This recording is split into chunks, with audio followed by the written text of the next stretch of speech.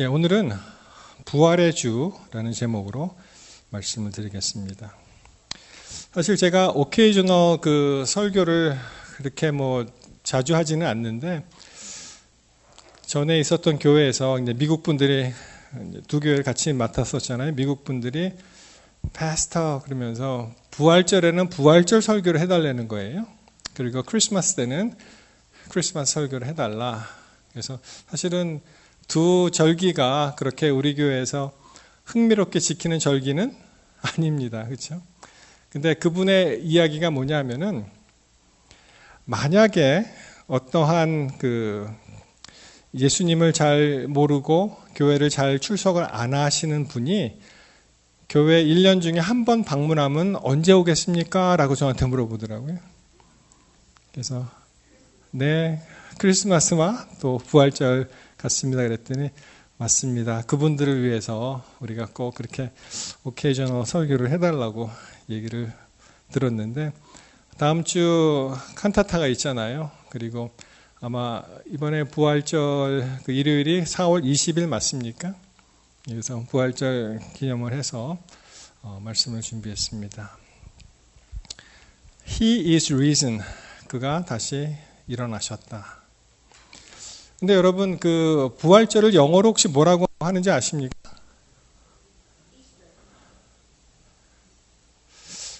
근데 왜 이스터죠, 이게? 그러니까 예를 들어서 부활이라는 영어 단어는 뭐예요? 이게 resurrection이잖아요. 그러니까 the feast of resurrection 안 하고 왜 Easter Sunday라고 이야기를 하나, 그런 생각을 한번 하게 되었습니다. 놀랍게도 이 이스터라는 말은, 그걸 뭐라고 읽어야 될지 모르겠어요. 에오스터, 그렇게 읽습니까? 그 단어에서 이제 이스터라는 단어가 나왔다고 하는데, 이것이 a pagan Anglo-Saxon goddess associated with spring, dawn, and fertility.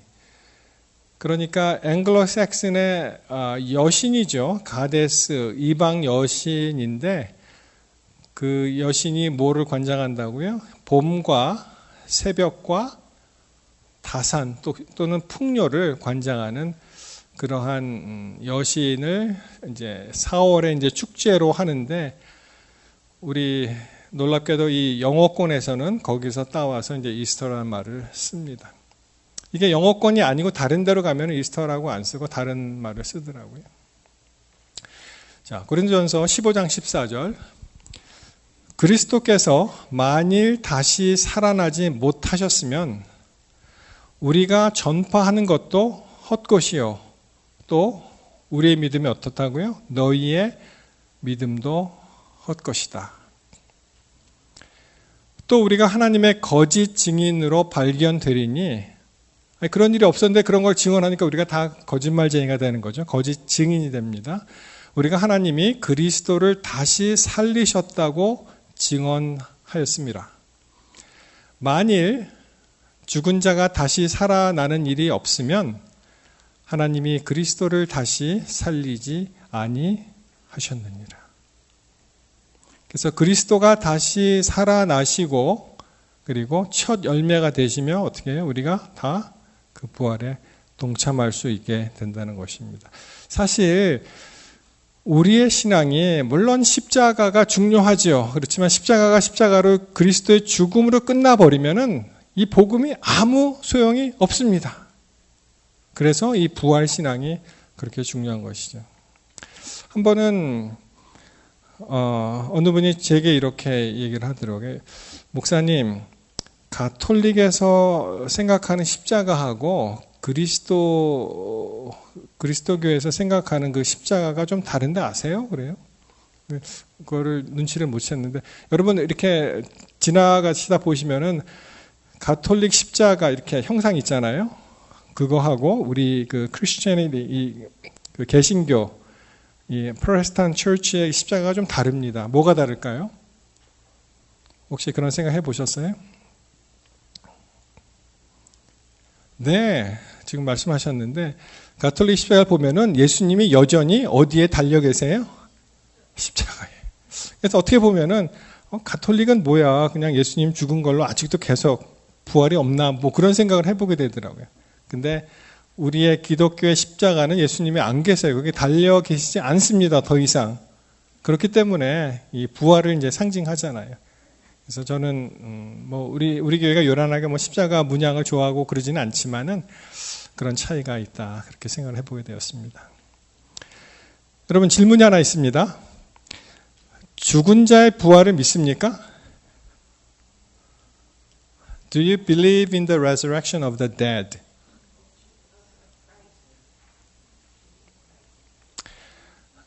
여러분, 근데 부활한 걸 보셨어요? 근데 어떻게 믿으세요? 우리가 믿음으로 믿는 거죠. 자, 이런 말이 있습니다. Seeing is believing. 우리의 이 멘탈리티는요, 내가 봐야 믿는 거예요. 누가 왔어요. 아들이 왔습니다. 왔다. 어디? 안 보이면 안 온 거예요. 그렇죠? 맞습니까? 그래서 우리는 봐야 믿습니다. 그런데 요새 세상에는 본다고 다 그 본 것이 참은 아니에요. 항상. 여러분, 혹시 이런 사진 보셨습니까? 인터넷에 많이 떠돌아다녀요. 이게 아니, 저 해골 그 머리뼈가 저 정도인데 사람이 저 정도 비율이면 이 사람이 얼마나 큰 거예요, 도대체? 그렇죠? 그러면서 이제 유튜브나 이런 데 보시면 거기에 대한 설명을 쫙 이렇게 합니다. 뭐 어디서 발견됐고 뭐 어쩌고. 여러분, 이거 믿으세요, 안 믿으세요? 문맥상 별로 믿고 싶지 않은 느낌이 드시죠, 지금은? 이 순간은. 또 이런 사진도 있습니다. 여러분, 메뚜기를 이 라이플, 그 사냥 소총으로 잡을 정도로, 이게 오래된 사진이에요. 1930년대 그쯤 나온 건데, 그 오른쪽 사진을 보시면 잘 보시면은 메뚜기가 얼마나 큰지 어떻게 하고 있습니까? 사람이 타고 있죠. 여기 보시면은. 여러분, 이거 다 조작된 것입니다. 요새는 포토샵으로 많이 조작을 하고요. 이게 이러한 현상이 왜 일어나냐면은 어떤 디지털 예술에 출품된 작품들이 흘러나와서 그렇게 된 것이 많다고 얘기를 들었습니다. 포토샵과 디지털 예술. 전에 이제 성지를 순례를 할 때 우리 그 닥터 양커라고 앤드루스 대학의 그 고고학 쪽의 교수님하고 같이 갔었는데, 제가 물어봤어요, 그분한테. Pastor, 보면은 이 거대 유골이 많이 나오는데 그거 진짜냐? 발굴된 사진이 있는데 그랬더니 한마디로 그의 답은 no, 거짓이었습니다. 여태까지 학회에 발견된 그런 보고가 없대요. 다 거짓입니다. 요새는 또 AI 시대가 돼서, 여러분 이런 영상을 보셨나요? 이제 로봇이 사람하고 경쟁하면 뭐 누가 이기겠어요, 이제. 그죠? 여러분, 이런 걸 보시고 어떻게 느끼셨어요? 어느 분이 이 영상을 제게 보내주면서 이제는 로봇이 이렇게 된다 그랬는데 제가 안 믿었습니다. 그래서 제가 직접 찾아봤어요.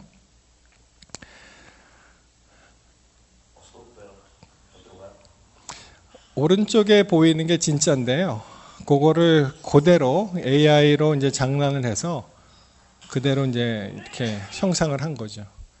그러니까 이제는 우리가 봐도 이게 믿을 게 있고 못 믿을 게 있는 거예요. 그렇게 세상이 변했습니다. 내가 봤다, 그걸로 이제 확실하지가 않습니다. 여러분, 우리가 예수의 부활을 믿을 수 있는 것은 무엇이겠습니까? 물론 우리가 믿음을 가지고 성경에 있는 말씀이 다 그렇게 되어 있으니까 다 믿겠지만은, 먼저 이거 한번 보시겠습니다. 죽은 예수가 부활했다고? 여러분, 이 세상은요, 사실상 예수님이 부활하신 것을 믿지 않는 것이 훨씬 더 쉬울 수가 있습니다. 한번 볼까요? 제가 이거 예수가 부활했다고 하고 가설을 찾아봤더니 뭐 무지무지 많더라고요. 제가 7개를 가지고 나왔는데, 첫 번째는 이 기절 가설입니다. Swoon hypothesis. 이게 뭐냐면 예수님이 돌아가신 게 아니고 기절하셨대요. 아니 죽지 않는 사람이 어떻게 다시 삽니까? 그냥 죽지 않았는데. 이게 이 기절 가설이라고 나왔고요. 두 번째는 hallucination hypothesis. 환상 가설. 환상을 본 거라는 거예요. 예수님 부활한 걸 갖다가 환상을 보았다. 실제가 아니다. 그런 가설이 있고 정말 엉뚱하게 쌍둥이 가설이 있습니다. twin hypothesis. 예수님이 성경 어디를 봐도 쌍둥이란 말 없습니다.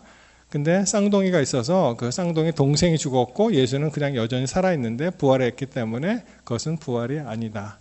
그런데 그렇게 믿는다 사람들이. 쌍둥이 가설입니다. 음모 가설이라고 있습니다. 예수님이 부활을 하지 않으셨는데 계속해서 이제 음모를 꾸며서 요새도 conspiracy theory가 너무 많잖아요. 그런 거를 막 주장을 하는 사람이 있기 때문에 그것은 하나의 음모다. 이 신화 가설은 그 myth hypothesis는 음모 가설하고 비슷한데 신화로 만들어서 그렇게 믿는 것이죠. 그게 이제 신화 가설입니다.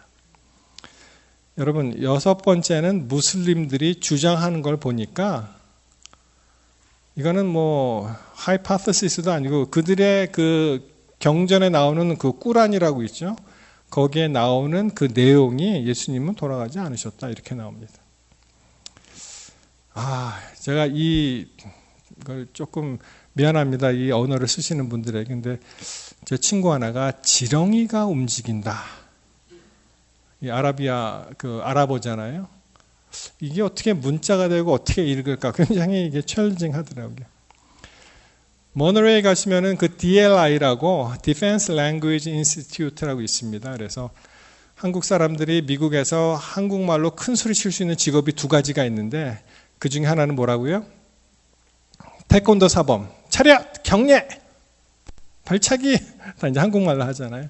그게 하나 있고 또 하나는 미국 군인에게 한국말을 가르쳐 줍니다. 한국말로. 그래서 아주 미국에서 한국말을 열심히 아주 힘있게 사용할 수 있는 그 직업 중에 하나라고 했는데 그 중에 제일 인기 없는 어려운 그런 언어가 한국어하고 바로 아랍어라고 들었습니다. 너무 어려운 거예요, 사람들이. 이게 뭐라고 써 있냐 하면은 여기 보시면은 And for boasting, 유대인들이 주장하기를 We killed the Messiah. 유대인들이 그렇게 주장하는 거예요. 우리는 메시아를 죽였다. Jesus, 예수고 Mary, son of Mary, 마리아의 아들이고 The messenger of Allah, 그들의 신 알라의 그 선지자다. 그거를 죽였다고 얘기하나 But they neither killed nor crucified him. 그들은 죽이지도 않았을 뿐더러 십자가에 못 박지도 않았고 It was only made to appear so. 그렇게 그렇게 보이게 뿐 할 뿐이다. Even those we argue for this crucifixion are in doubt. 그래서 그 십자가 처형에 대해서 논쟁하는 사람들도 의심하고 있다는 거예요. They have no knowledge whatsoever. 어떠한 지식도 없고 그저 추정할 뿐, only making assumption, 추정할 뿐, they certainly did not kill him. 이게 꾸란에 있는 그 4장이라고 합니까? 4장 145에 이렇게 이런 말이 나오는데 여러분 무슬림들이 전 세계 인구의 한 얼마나 되는지 아세요? 우리가 한 80억 지구 인구로 봤을 때 그들이 20억이에요. 20억. 그러니까 지구상의 4분의 1의 사람들이 안 믿는 거예요. 자기 경전에 그렇게 써 있으니까. 우리 기독교인들이 한 26억 됩니다. 26억. 무슬림들이 또 자녀를 너무 많이 낳잖아요. 이게 언제 또 뒤바뀔지 굉장히 무섭습니다. 어떻게 보면. 미국은 상대적으로 무슬림의 인구가 굉장히 적은데 유럽은 이민자, 북아프리카, 중동에서 많은 사람들이 가서 미안한 얘기로 지금 유럽의 많은 문제들이 다 어쩌면 그런 사람들의 소용이 아닌가 이렇게 생각을 합니다. 자, 7번째 가설로 죽은 예수가 부활했다고 성경에 유일하게 도적 가설은 성경에 있어요. 이게 뭐냐면 stolen body hypothesis라고 되어 있는데 이게 마태 27장 63절 64절에 이 말씀이 있습니다. 뭐라고 되어 있냐면은 주여 저 속이던 자가 살아있을 때 말하되 내가 사흘 후에 다시 살아나리라 한 것을 우리가 어떻게 했다고요? 우리가 기억했다. 여러분 이건 놀라운 말입니다. 왜냐하면은 모든 제자들이 믿으려 하지 않았고 믿기지 않았는데 엉뚱하게 누가 믿었다고요? 그 당시에 대제사장들 그리고 예수를 핍박한 그런 지도자들이 그가 살아난다고 했대. 그러니 우리가 조심해야 돼. 라고 믿은 것입니다. 그 다음에 보면 그러므로 명령하여 그 무덤을 사흘까지 굳게 지키게 하소서. 그의 제자들이 와서 시체를 도둑질하여 가고 백성에게 말하되 그가 죽은 자 가운데서 살아났다 하면 후에 속임이 전보다 더 클까 하나이다 라고 얘기한 것이 성경에 기록되어 있습니다. 그래서 이 이야기가 계속 나오는 거예요. 이 가설이 아직도 그 제자들이 훔쳐간 거야. 그렇게 이제 나오는 그 성경의 근거에서 사람들이 그렇게 주장을 합니다. 제자들은 안 믿었어요. 제자들은 믿고 싶지 않았습니다. 믿겨지지가 않았습니다. 근데 그들은 믿었습니다. 그럼 우리는 어떻게 이 예수의 부활을 매일매일 경험하고 체험하고 인정하고 살 수 있을까요? 여러분 대답을 어디서 찾으셨습니까? 그냥 막연하게 우리는 그렇게 믿어.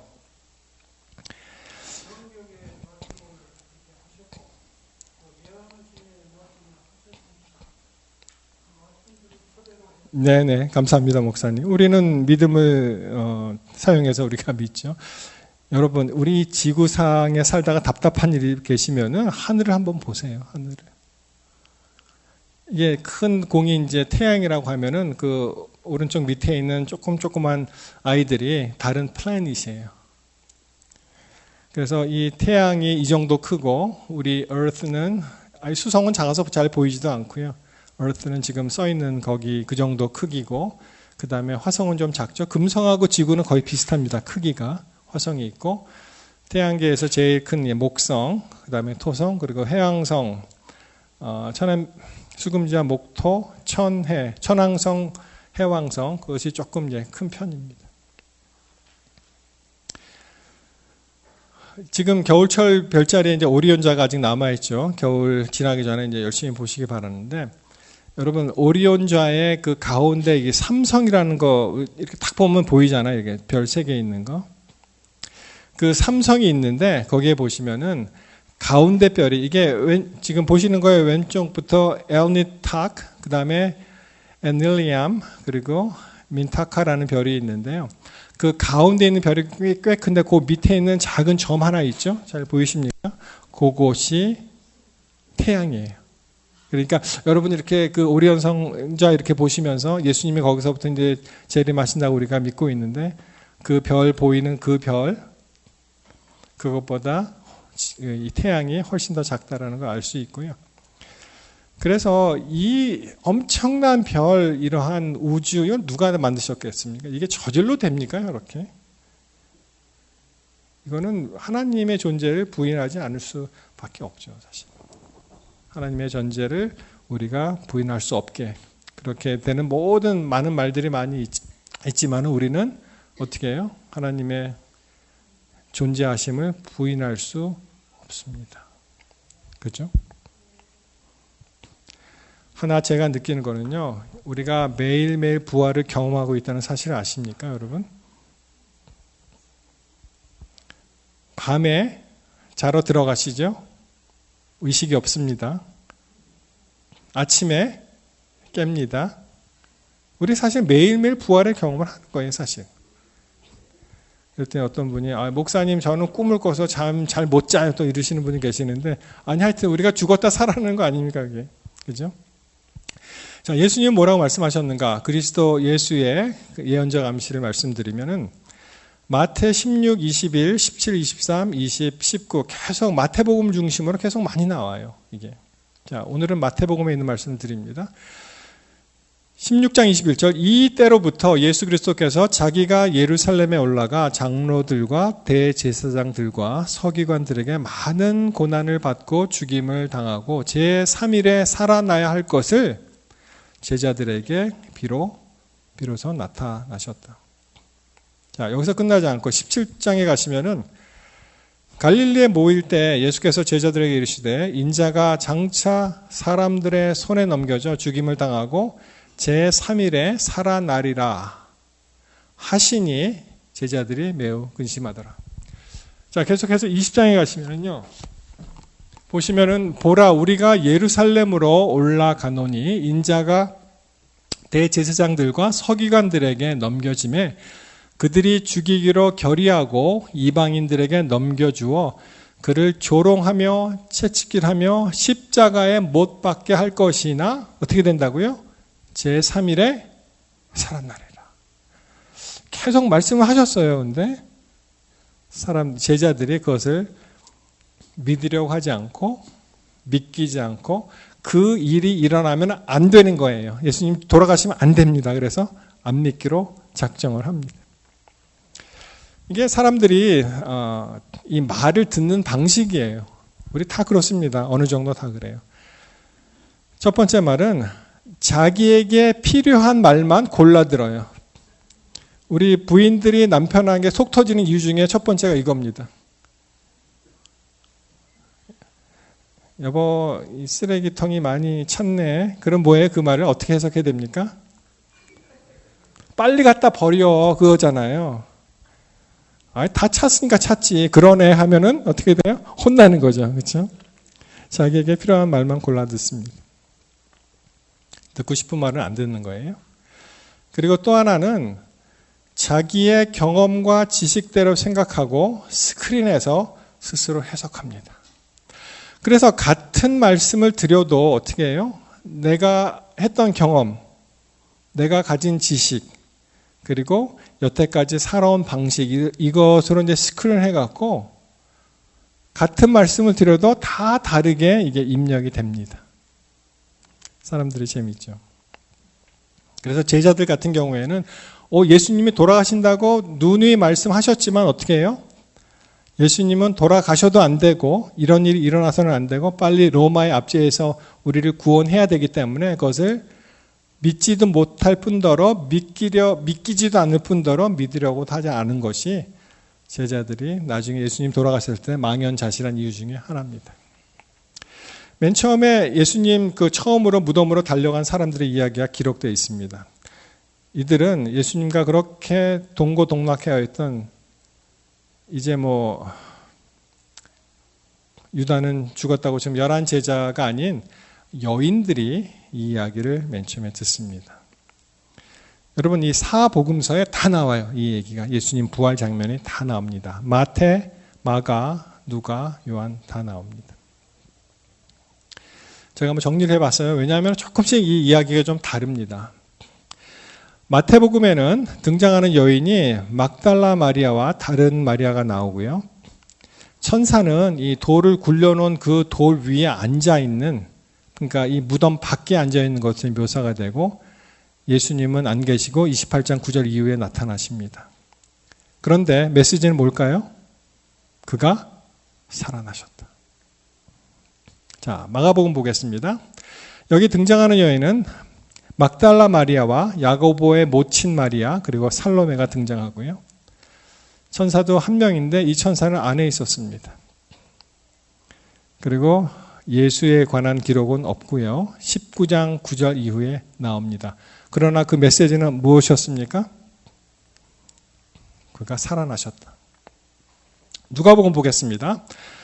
누가복음에는 막달라 마리아와 아까 말씀드린 그 야고보 모친의 마리아와 요안나 외에 다른 여인들이 있다고 기록이 되어 있고요. 여기는 천사가 2명으로 기록되어 있고 안에 서 있다고 기록이 되어 있습니다. 예수에 관한 이야기는 없습니다. 그러나 메시지는 어떤 메시지입니까? 동일하게 그가 살아나셨다. 자, 요한복음 보겠습니다. 요한복음에 등장하는 마리아는 막달라 마리아가 나옵니다. 그래서 이 사복음서에 막달라 마리아는 무조건 다 있어요. 천사는 몇 명이었습니까? 2명이 안에 앉아 있습니다. 머리맡에 또 발에 이런 식으로 이제 앉아 있거나 서 있거나 그런 말이 나오죠. 여기에는 예수님이 직접 등장하십니다. 요한복음에는 예수님이 계셔요. 그런데 메시지는 동일하게 어떻습니까? 우리에게 주는 메시지는 그가 살아나셨다. 그가 살아나셨다는 거예요. 이 복음서를 기록한 기자들의 이야기가 조금 이렇게 달라 보이지만 그것을 이제 종합적으로 취합해 보면은 우리가 다 보완할 수 있고요. 그리고 핵심 메시지는 뭐예요? 그가 살아나셨다. 살아나셨다라고 계속 말씀하십니다. 그래서 빈 무덤입니다. 무덤이 비었어요. 시신이 없습니다. 왜냐? 살아나셨기 때문에. 여러분, 이 사진은 그 성지에 가서 찍은 사진인데요. 그 예수님의 무덤이라고 생각하는 그러한 무덤 안에서 찍은 겁니다. 안에서. 그래서 이게 안에서 사실 이 문은 그냥 현대식으로 이제 달아놓은 거예요. 이게 돌 무덤이기 때문에 큰 돌이 가려져 있는 거죠. 그걸 갖다가 문을 안으로 이렇게 놨는데 He is not here. 여기 안 계시다. For He is risen. 그가 살아나셨기 때문에 여기에 안 계시다. 여러분 굉장히 희망을 주죠. 그가 여기 안 계시다. 그가 살아나셨기 때문에. 그래서 많은 목사님들이 이 글귀를 보면서 많은 감동을 받습니다.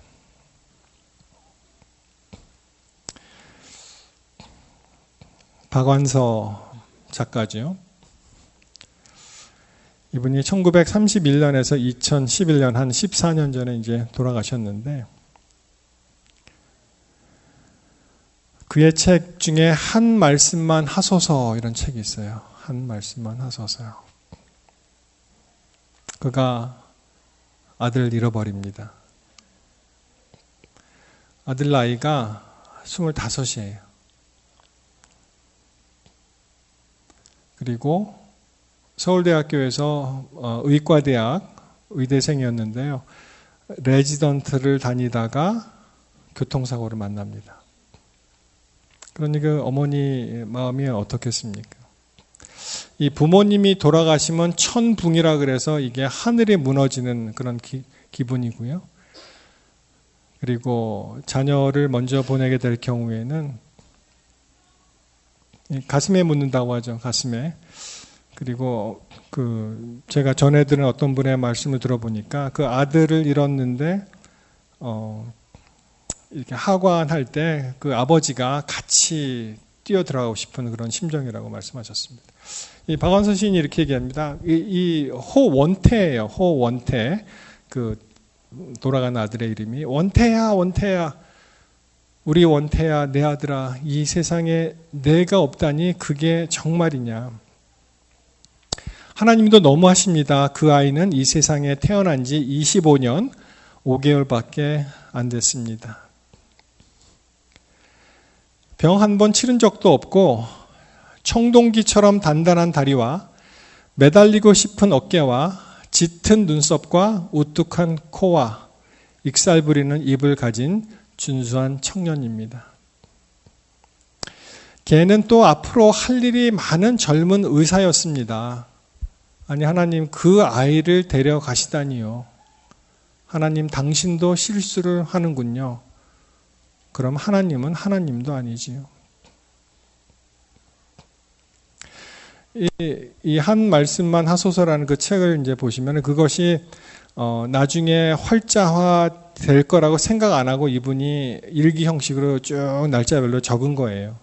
그래서 나중에 이제 책으로 나오기는 되었는데 거기에 구구절절에 그런 얘기가 있습니다. 그래서 한 말씀만 하소서가 나는 아들이 죽어서 너무 답답해요. 그리고 억울하고 분하고 살 수가 없는데 하나님 얘기 좀 해보세요. 왜 우리 아들을 데려갔습니까? 했는데 하나님이 한 말씀도 안 하시는 거예요. 작가가 이렇게 정리를 했습니다. 하나님께서 말씀을 안 하신 이유는 나의 원망을, 나의 슬픔을 더 많이 듣기 위해서 대답을 안 하시는구나. 그래서 그게 풀어지도록 그렇게 얘기를 합니다. 그리고 이제 나중에 이 책에 끝날 때 어떤 내용이냐면은 나는 요즘 들어 어렴풋하고도 분명하게 눈에 보이지 않는 사람의 이런 도움이야말로 신의 자비하신 숨결이라는 것도 느끼게 되었다. 마지막에 이렇게 끝납니다. 주여, 저에게 다시 이 세상을 사랑할 수 있는 능력을 주셔서 감사합니다. 그러나 주여, 너무 집착하게는 마옵소서. 그 책에 보시면은 이렇게 기도하죠. 박안서 작가가 하나님 왜 내 아들을 데려가셨어요? 라고 이제 원망에 섞인 기도를 할 때 그 수녀원에 있던 어떠한 수녀의 동생이 그렇게 말썽을 일으키는 거예요. 그래서 이 수녀 동생이 수녀가 그 동생을 탓하면서 다른 수녀에게 하는 말이 왜 하나님은 나에게 이렇게 힘든 동생을 주셨는가?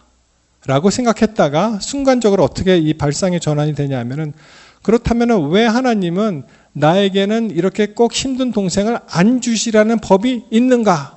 라고 이게 바뀌게 됩니다. 그래서 하나님 왜 아들을 데려가셨어요가 왜 내 아들만은 안 되나요? 안 되는 법이라도 있나요? 라고 마음을 바꿉니다. 아마도 이 박안서 작가는 그가 천주교에 귀의하면서 그 아들의 부활을 믿고 다시 만날 소망 가운데 살기 때문에 그렇습니다. 그렇기 때문에 우리가 여전히 불합리하고 여기저기 힘든 그런 일이 있지만 어떻게 해요? 여전히 우리의 믿음은 굳건히 서 있고 또 하나님 앞으로 가는 그런 신앙이 됩니다. 부활신앙으로 살아가게 되면은 제가 정리합니다. 세 가지를 알 수가 있는데 담대한 삶, 두려움이 없는 삶으로 살아갈 수 있고요. 절망을 이기는 소망의 삶이 되고 그 다음에 매일매일이 새로운 삶이 됩니다. 그것이 하나님께서 우리에게 허락하신 부활신앙의 가치입니다. 담대한 삶이라는 것은 여호수아 1장 9절에 있죠. 내가 내게 명령한 것이 아니냐. 강하고 담대하라. 두려워하지 말라. 놀라지 말며 내가 어디로 가든지 내 하나님 여호와가 너와 함께 하느니라 하시니라. 소망의 삶. 애가 3장 22절에 여호와의 인자와 긍휼이 무궁하심으로 우리가 진멸되지 아니함이라. 우리에게 여전히 소망이 있는 것은 어떻다고요? 여호와의 인자 그리고 긍휼이 무궁하시기 때문에 우리가 진멸되지 않는다. 새로운 삶이라는 것은 우리 잘 아시는 말씀 고린도 후서 5장 17절에 나오죠. 그런즉 누구든지 그리스도 안에 있으면 새로운 피조물이라. 이전 것은 지나갔으니 보라 새 것이 되었도다. 성경은 구구절절이 부활신앙에 대해서 우리에게 계속해서 감명적으로 말씀하고 계십니다. 우리가 흔들려서는 안 되는 거예요. 로마서 6장 9절 이는 그리스도께서 죽은 자 가운데서 살아나셨음에 다시 죽지 아니하시고 사망이 다시 그를 주장하지 못할 줄을 알미로라. 고린도후서 1장 9절 우리는 우리 자신이 사형 선고를 받은 줄 알았으니 이는 우리로 자기를 의지하지 말고 누구를 의지하라고요? 오직 죽은 자를 다시 살리시는 하나님만 의지하게 하심이라. 우리에게 시련이 옵니다. 엄청난 고난이 옵니다. 그때 여전히 우리는 우리 자신을 의지하지 않고 하나님만을 의지하게 되시기를 바랍니다. 데살로니가전서 4장 14절에 우리가 예수께서 죽었다가 다시 살아나심을 믿을진데 이와 같이 예수 안에서 자는 자들도 하나님이 그와 함께 데리고 오시리라고 말씀하십니다. 이것이 바로 우리에게 소망을 주는 거예요. 이 세상 끝이 아닙니다. 예수님이 다시 오십니다. 그리고 우리의 사랑하는 모든 사람들을 다시 만날 것입니다. 여러분 이걸 믿으십니까? 우리 가운데는 정말 부모님을 잃으셨거나 우리 가족들을 잃었거나 우리 친구들, 친척들을 잃은 사람 여기에 예외되는 사람은 아무도 없잖아요. 그래도 여전히 우리가 소망을 갖고 살 수 있는 것은 이 세상 끝이 아니라 뭐라고요? 다시 오실 예수님이 계시고 그분이 다시 오실 때 모든 잠자는 자, 주 안에서 잠든 모든 자들을 다시 일으켜 세우신다는 것을 이 시간 꼭 믿게 되시기를 바랍니다. 우리는 부활의 주를 믿습니다. 우리는 부활신앙을 가지고 있습니다. 그러므로 우리는 오늘도 여전히 담대하고 기쁘게 매일매일의 삶을 하나님과 함께 동행할 수 있습니다. 여러분 꼭 그러한 신앙을 갖게 되시기를 바라면서 말씀을 줄이겠습니다.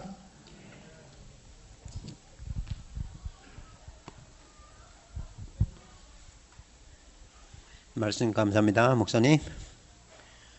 이제 기립하셔서 148장을 찬미하시겠습니다. 찬미하는 동안에 준비하신 연금 드리겠습니다. 다 같이 기립하셨어요.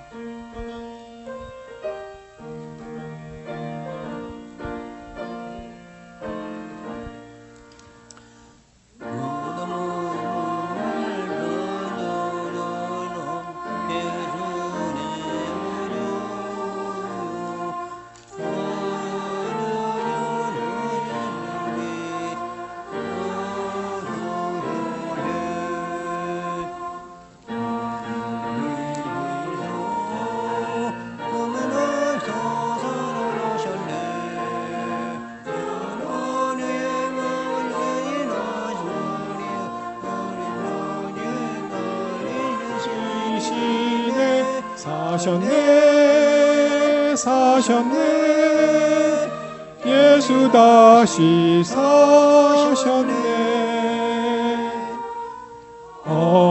헛되이 지키네 예수 내 구주 헛되이 봉하네 예수 내 주 원수를 이김으로 무덤에서 살아나셨네 사망 권세 이기시고 나와서 성도 함께 길이 다스리시네 사셨네 사셨네 예수 다시 사셨네 무덤을 여셨네 예수 내 구주 우리를 살렸네 예수 내 주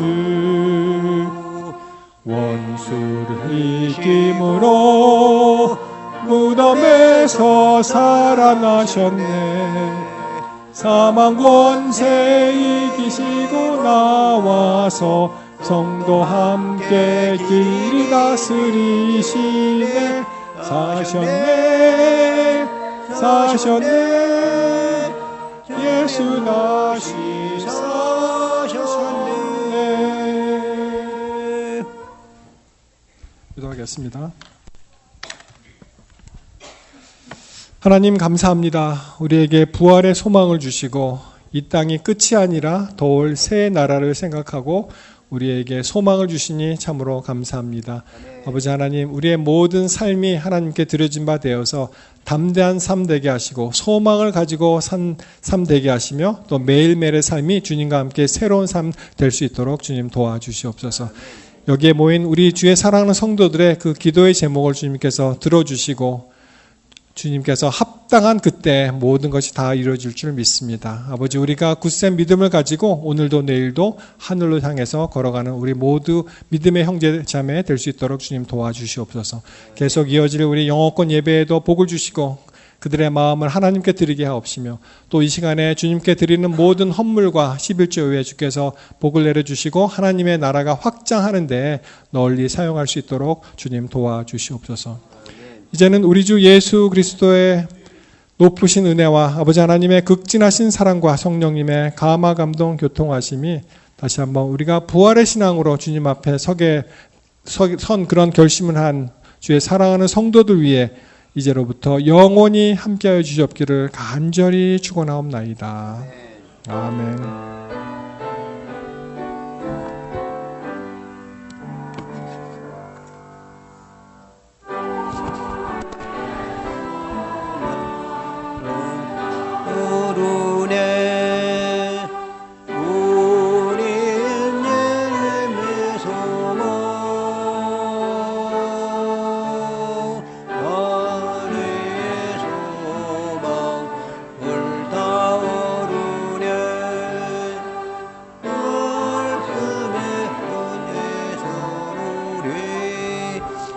퇴장하시면서 우리 찬미하시겠습니다.